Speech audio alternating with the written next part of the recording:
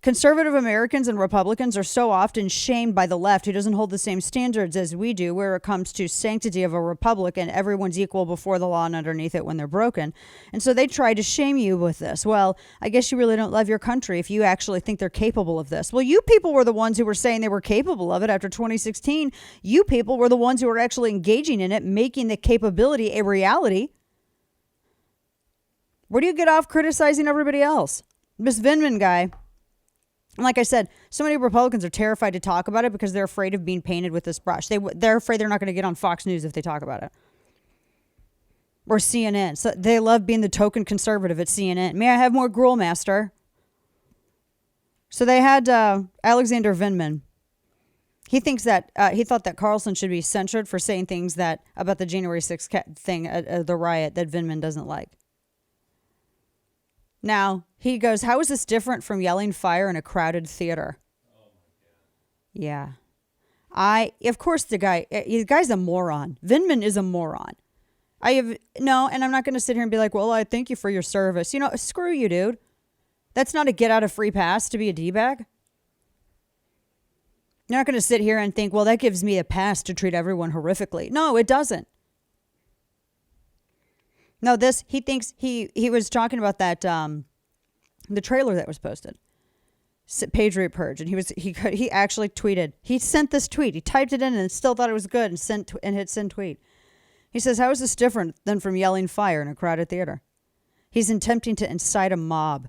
He should be censured. Are you kidding me? And then he goes, I'd like to hear arguments for or against this being protected speech. This guy's such a dope. So it is protected speech. That's it. And the whole thing about people yelling fire in a crowded theater, I am so tired of people not understanding it. We've talked about this in 6 Ways to Sunday. This was back in, I've written about it. I've talked about it. I don't know how much more we can hit it.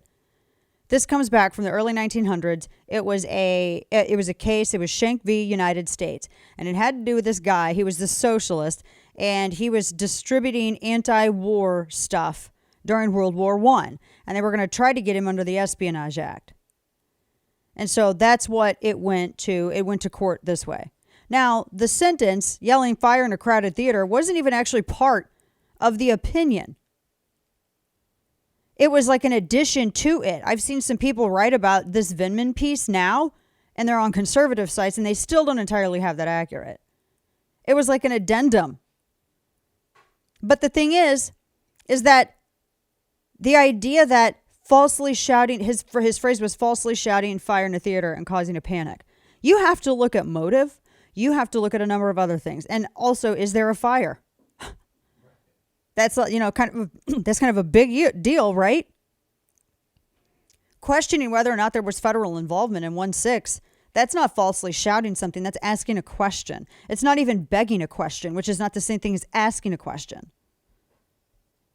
So in Schenck v. U.S., they were trying to figure out if he could be convicted under espionage.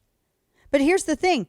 Holmes's whole point with that was to simply say that the freedoms of the First Amendment aren't completely absolute. There are things like protected speech.